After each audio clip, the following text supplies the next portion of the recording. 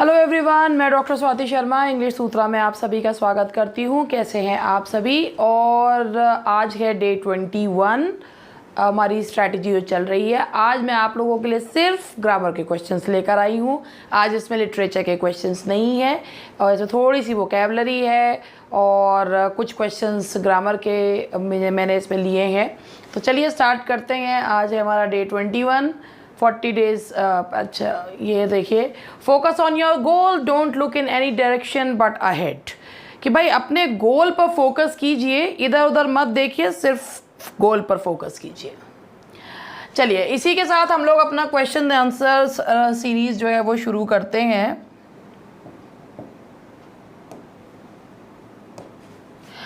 The PhD degree was conferred on him on the convocation। ये जो question है, अब अगर आप इसे ध्यान से पढ़ें, the PhD degree was confide on him. Confide करने का मतलब होता है किसी के से कुछ कहना या किसी पे अपनी बात जो है वो जाहिर करना। तो मतलब कि अब मतलब जो किसी से अपना राज कहना। अब PhD जो कोई भी जो डिग्री होती है ना, वो डिग्री जो होती है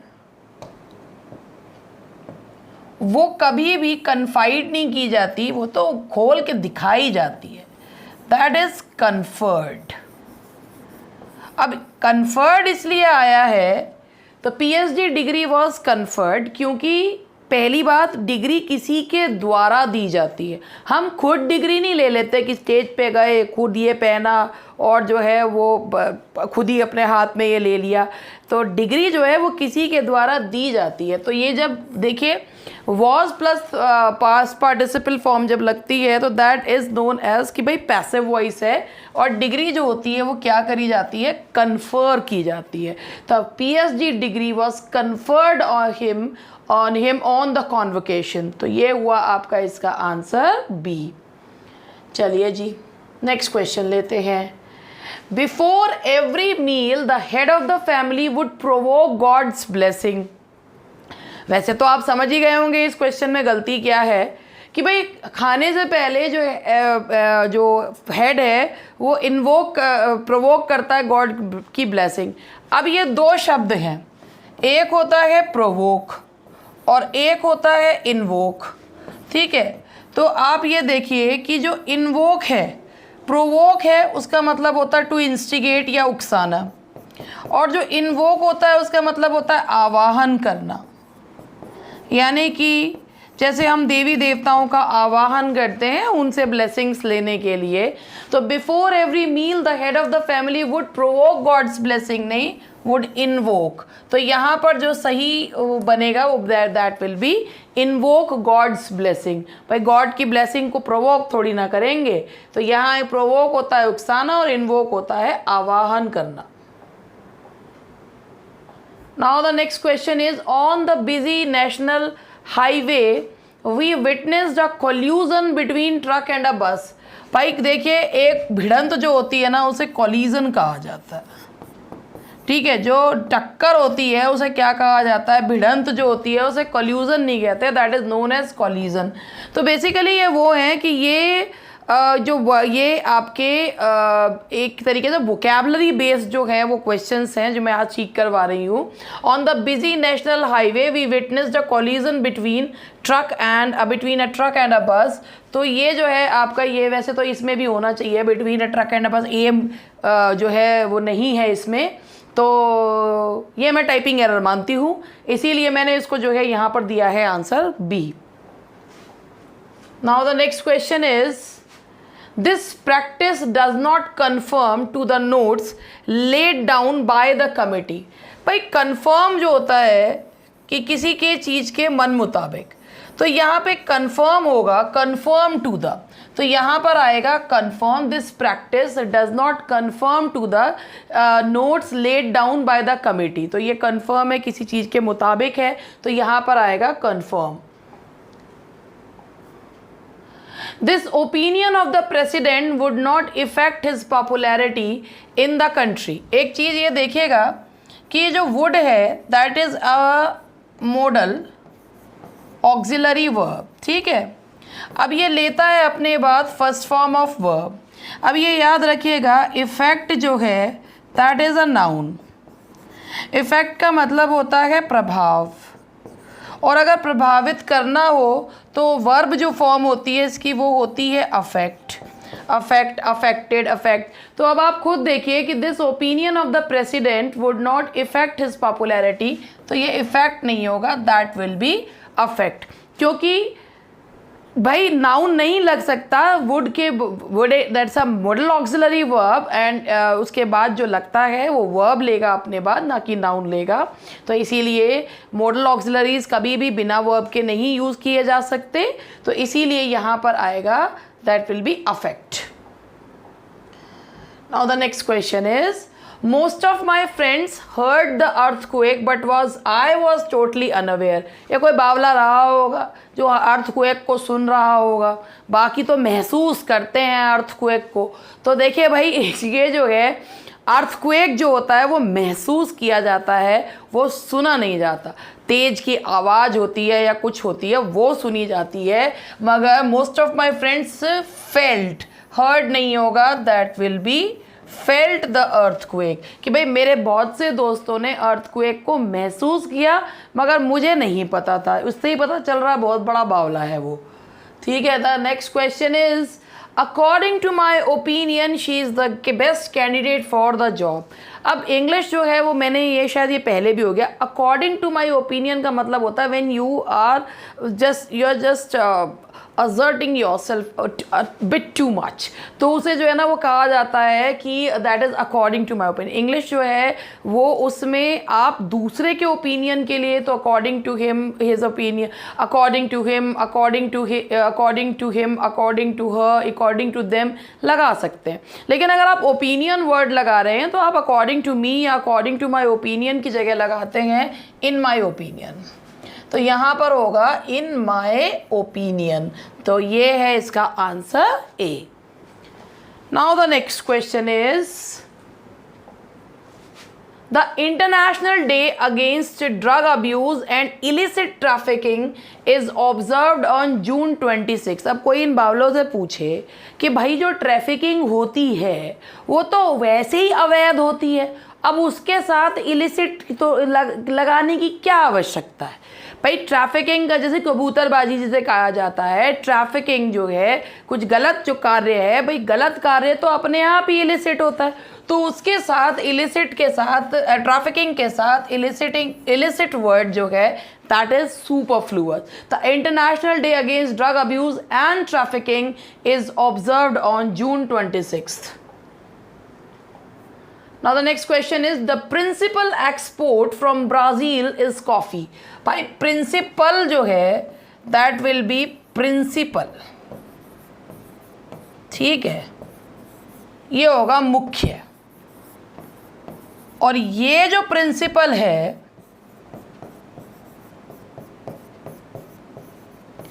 इसका मतलब होता है जो प्रिंसिपल जो सॉरी प्रिंसिपल, ये वाला जो प्रिंसिपल है इसका मतलब होता है सिद्धांत,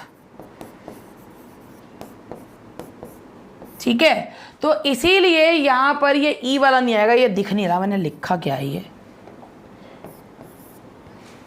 ये सिद्धांत है, ये मुख्य है, तो भाई सिद्धांत नहीं है ये ब्राज़ील का, दैट्स अ प्रिंसिपल एक्सपोर्ट, तो यहाँ पर आएगा प्रिंसिपल, ये वाला आएगा, तो इसका आंसर हुआ ए।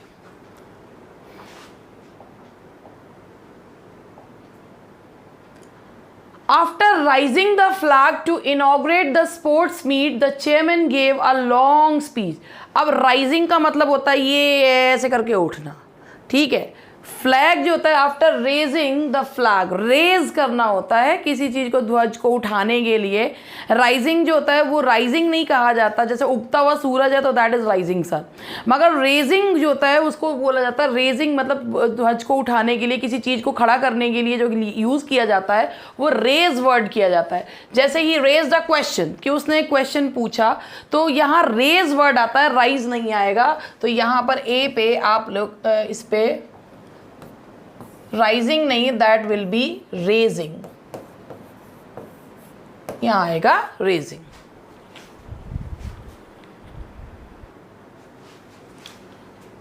Now the next question is the local the local council page for the upkeep of the cricket ground. भाई देखिए ये जो आएगा यहाँ पर ये आएगा local council,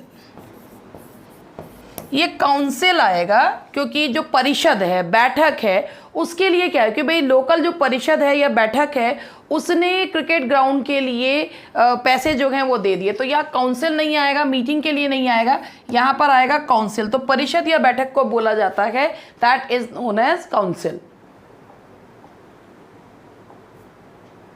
the library members were asked to return back the books. अब ये वही वाली बात हो गई कि भाई हम जो है हमारा पैन नंबर बता दो, पैन नंबर में नंबर एन जो है वो स्टैंड्स फॉर नंबर और उसके साथ फिर नंबर लगा दो। तो ये वही चीज़ हो गई। रिटर्न का मतलब ही होता है वापस करना, आप रिटर्न के साथ बैक और लगा दो। मतलब अंग्रेजी जो है वो बहुत ही अच्छी, मतलब अंग्रेजी ज़रूरत से ज़्यादा बोलना शुरू कर दे तो उसे ही कहते हैं रिटर्न बैक। तो ये रिटर्न बैक नहीं होगा, that will only be return. मतलब बहुत ही खूबसूरत अंग्रेजी है ये जो किसी को नहीं बोलनी चाहिए। The reporter was unable to illicit information from the police. अब भाई इलिसिट जो होता है, इलिसिट का मतलब होता है, इलिसिट मीन्स होता है अनैतिक या अवैध, ठीक है। एंड एलिसिट का मतलब होता है, एलिसिट मीन्स होता है उगलवाना, निकलवाना, निकालना। तो यहाँ पर जो आएगा the reporter was unable to illicit information नहीं होगा, दैट विल बी एलिसिट। यानी कि रिपोर्टर पुलिस से इंफॉर्मेशन निकलवा पाने में नाकामयाब रहा, तो यहाँ पर ये इलिसिट नहीं आएगा, that will be elicit.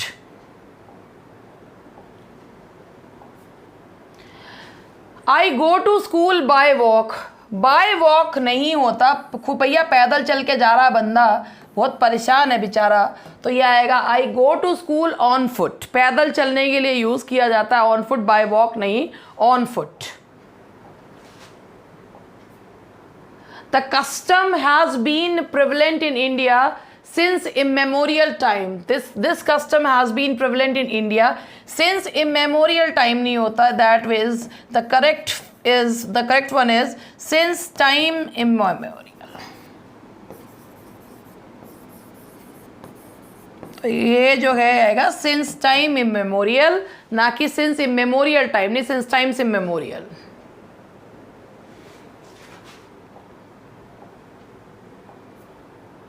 I was laying down when the doorbell rang। ले का मतलब होता है, laying का मतलब होता है बिछाना। तो मैं बिछा हुआ नहीं था जब बेल जो है वो बजी, मैं लेटा हुआ था। I was laying down नहीं होगा, I was lying down। तो I was lying down, तो यहाँ जो है वो आएगा बिछाना नहीं है, यहाँ का मतलब है लेटा हुआ, तो यहाँ पर lying का यूज़ किया जाएगा। तो ये देखिए next is how is Surendra going with his work. तो गोइंग मतलब ये बिल्कुल ही वो हो गई जैसे अंग्रेजी को हिंदी को एग्जैक्टली अंग्रेजी में जो ट्रांसलेट कर देते हैं ना कि भाई काम कैसा चल रहा है, how is work going, how are you going with your work, या पानी झूठा है तो वाटर इज़ अ लायर। ये कुछ अंग्रेजी की गला दबा के हत्या जो करी जाती है वो ये वही हैं। तो ये how is Surendra going with his work नहीं होगा, getting up, getting with his work.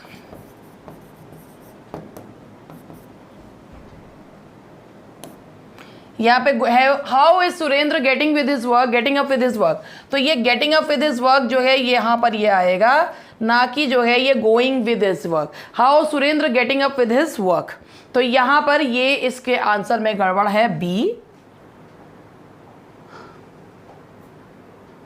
My mother hanged my clothes no error. भाई माई मदर, मेरी माता जी ने अगर कपड़ों को फांसी दे दी हो तो आप हैंग्ड लगाइए, नहीं तो कपड़े टांगने को जो है वो कहा जाता है। अब कपड़ों को फांसी दे दी तो हैंग्ड है, वरना जो है my mother hung my clothes. तो यहाँ पर हैंग्ड मतलब होता है फांसी देना और हंग मतलब होता है लटकाना, तो that will be the answer will be B.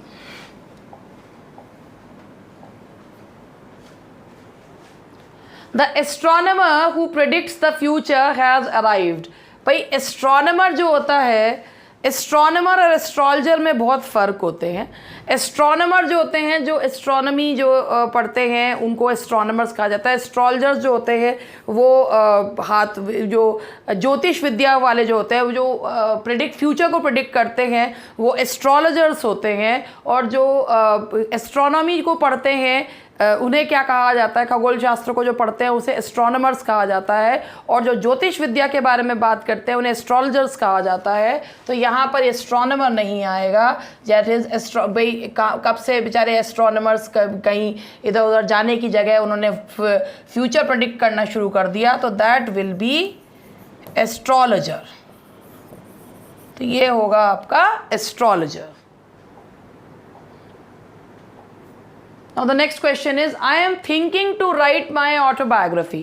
जब हम अपनी जीवनी लिखते हैं तो भाई इसमें जो है I am thinking to write my autobiography, अपनी लिख रहे हैं तो भाई माई लगाने की ज़रूरत नहीं है, क्योंकि अपनी बायोग्राफी अगर लिख रहे हैं, माई ऑटोबायोग्राफी का मतलब ही होता है आत्मकथा, तो उसके साथ माई लगाने की ज़रूरत नहीं है। I am thinking to write autobiography, I am thinking to write, या तो माई बायोग्राफी कीजिए या ऑटोबायोग्राफी कीजिए, तो इसमें यहाँ पर माई का प्रयोग नहीं करेंगे।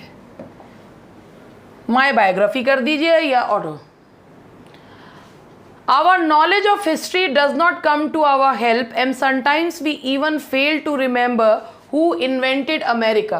Invent और discover में ये फ़र्क होता है कि invent जो चीज़ है नहीं उसे बनाना जो होता है उसे invent करना होता है, जो चीज़ पहले से है उसे खोजने को जो है वो discover कहा जाता है। तो अमेरिका था, उसे खोजा गया, तो इसीलिए वो यहाँ invented नहीं आएगा, that will be discovered।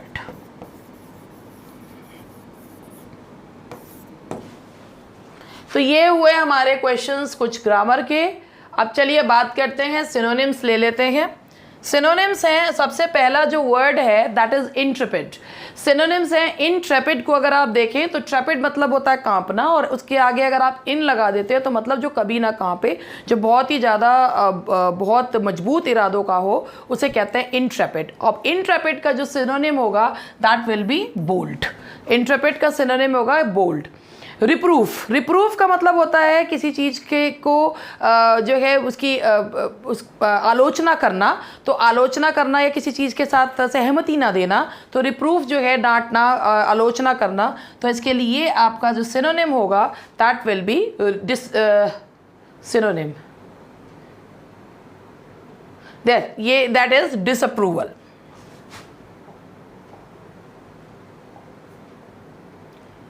The next one is cynosure. Cynosure जो होता है उसका मतलब होता है कि सेंटर ऑफ अट्रैक्शन। जैसे एक होती कि भाई कुछ लोग कुछ अच्छे कारणों की वजह से, कुछ लोग कुछ बुरे कारणों की वजह से they become cynosure, centre of attraction. तो साइनोश्योर का मतलब होता है सेंटर ऑफ अट्रैक्शन। तो इसके लिए यानी कि आकर्षण का केंद्र बिंदु को बोला जाता है साइनोश्योर।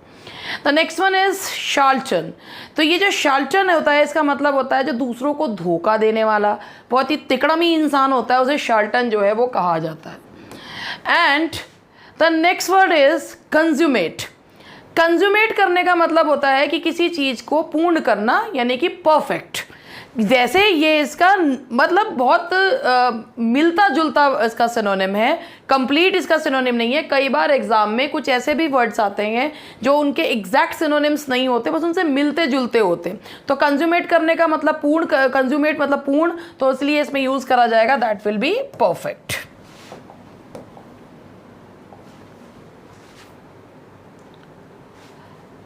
अब ये देखिए इनके एंटोनिम्स लेने हैं। ऑगस्टनेस, ऑगस्टनेस को ये समझिए जैसे कहते हैं ऑगस्ट पर्सनैलिटी, बहुत ही ग्रेट, ग्रैंड, बहुत ही आकर्षक पर्सनैलिटी। अब आकर्षक पर्सनैलिटी का मतलब होता है कि इंसान के अंदर कोई तो ऐसी बात होगी जो दूसरा उससे जो है बहुत एकदम से प्रभावित हो जाए। तो जैसे ऑगस्ट पर्सनैलिटी कहते हैं कि भाई ऑगस्ट ये that person has August personality. तो ऑगस्ट मतलब हुआ कि बहुत ही आकर्षक, शानदार। अब ऑगस्ट का उल्टा क्या होगा? बिल्कुल नीरस, अनाकर्षक, कोई भी जिसमें बिल्कुल भी रुचि ना हो। तो उसके लिए एक नियर बाय जो एंटोनिम होगा दैट इज इंसिपिड। फीका, बेस्वाद, अनाकर्षक, that is known as insipid. अब आता है next one is craggy. Craggy ऐसे मानिए, क्रैगी का मतलब होता है क्रैग्स, चट्टानी, पथरीला जो होता है, दैट इज नोन एज क्रैगी। तो क्रैगी का देख, ये जो जितने भी है जैग्ड है, इसका मतलब भी ये होता है चट्टानी, पथरीला। और इसके स्ट्रेनुअस होता है, ये भी, इसका भी यही मतलब है, स्ट्रेनुअस बहुत ही मेहनत से भरा हुआ। तो ये जो वर्ड है इसकी स्पेलिंग गलत लिखी हुई है, इसकी स्पेलिंग है ग्लॉसी। तो भाई जो बहुत ही ज़्यादा पथरीला और होगा वो कभी भी वो चीज़ बहुत चमकदार नहीं होगी। तो क्रैगी का जो उल्टा होगा, जो एंटोनिम होगा, दैट विल बी ग्लॉसी। ठीक है, अब कहिए कुछ, कहीं ठीक है।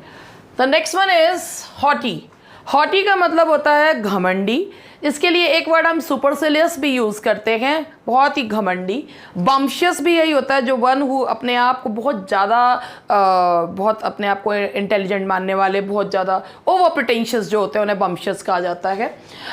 ओवर वीनिंग भी उसे ही कहते हैं। हाई फैलेटिन का भी मतलब होता है दोज हु प्रिटेंड, जो बहुत ज़्यादा जो प्रिटेंड करते हैं। तो इसका होगा विनीत, शर्मीले जो होंगे, दैट विल बी डिमर।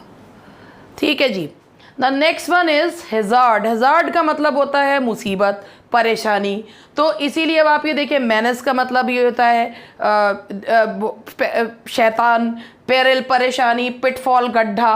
तो हेजार्ड का उल्टा क्या होगा, दैट विल बी प्रोटेक्शन। खतरे का उल्टा होगा protection.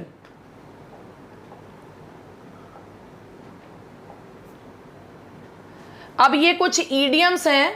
Chalk for cheese. Chalk for cheese का मतलब होता है वाइट कलर पर्सन, जी नहीं, सफ़ेद रंग के इंसान को चॉक फॉर चीज़ नहीं कहते। चॉक एंड चीज़ को मिला देना भी नहीं होता। And negligible price for a valuable article. किसी चीज़ के लिए, जब किसी चीज़ के लिए जो है तो बहुत वैल्यूएबल, लेकिन हम उसके लिए ना के बराबर जो हैं वो पैसे दें या ना के बराबर कोई दे, तो चीज़ें, उसे क्या कहा जाता है, chalk for cheese. For example अगर हम ये कहते हैं कि भाई अगर कोई हम बहुत अच्छी किताब खरीद के लाए, कहते हैं ना कई बार कई चीज़ें जो होती है उनकी भी इंपॉर्टेंस भी वहाँ पर होती है जहाँ पर उनकी लोग उस चीज़ को पसंद करते हैं।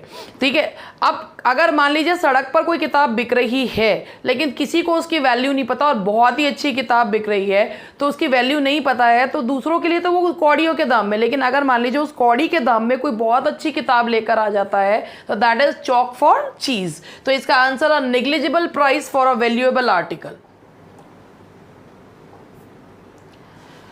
Clear the desk. Clear the desk का मतलब होता है ना तो क्लीन द टेबल है, clean the house, clean your hands नहीं है। रिमूव ऑब्स्ट्रक्शंस, जो परेशानियां हैं, कोई चीज़ें हैं बीच में, जो भी ऑब्स्ट्रक्शंस आ रहे हैं, रुकावटें आ रही हैं, उन्हें हटाने को क्या कहा जाता है, क्लियर द डेस्क। तो that will be B.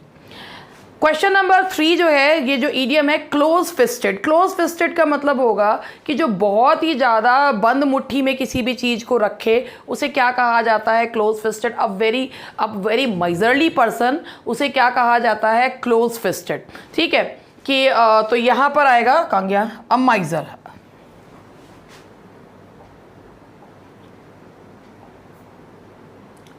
Choose the one which can be substitute for the given sentences. ये वन वर्ड सब्सटीट्यूशंस हैं। अ डॉगमेटिक पर्सन, एक व्यक्ति जो बहुत ही ज़्यादा रूढ़िवादी हो, उसे क्या कहा जाता है, बहुत ही ज़्यादा रूढ़िवादी, that is known as zealot. बहुत ही कट्टर रूढ़िवादी को बोला जाता है जेलेट कहा जाता है। नॉमेडिक का मतलब होता है घुमंतु, एलीट एक अच्छी हाई क्लास को बिलोंग करने वाला, स्वॉश बकलर बहुत ज़्यादा फेंकने वाले, तो इसीलिए डॉगमेटिक पर्सन विल बी जेलेट। एक इंसेक्ट विद मेनी लेग्स, एक कोई इंसेक्ट जिसके बहुत सारे पैर हों, तो पीड से याद रखिएगा सेंटीपीड। बहुत सारे पैरों वाले जो इंसेक्ट्स होते हैं, they are known as centipede.